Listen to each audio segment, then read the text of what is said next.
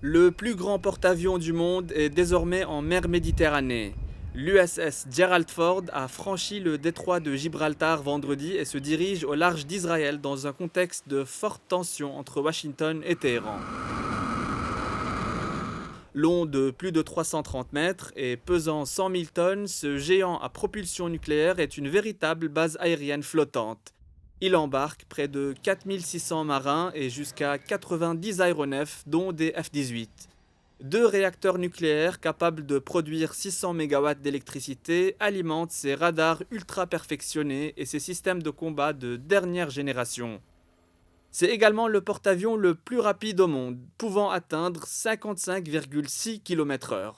Grâce à ses catapultes électromagnétiques, plus modernes et plus rapides que les anciens systèmes à vapeur, il peut effectuer jusqu'à 220 décollages par jour. Il navigue accompagné de son groupe aéronaval, frégates et croiseurs lance-missiles assurent son escorte et renforcent sa capacité stratégique. Mais un tel monstre des mers a un prix, environ 13 milliards de dollars. Son arrivée aux côtés de l'USS Abraham Lincoln, déjà déployé dans la région depuis janvier, envoie un message clair. Les États-Unis affichent une capacité de projection de force massive et prête à intervenir rapidement. Alors que Donald Trump menace l'Iran de conséquences très traumatisantes en cas d'échec des négociations nucléaires et que Téhéran promet une riposte écrasante, le Moyen-Orient peut basculer à n'importe quel moment.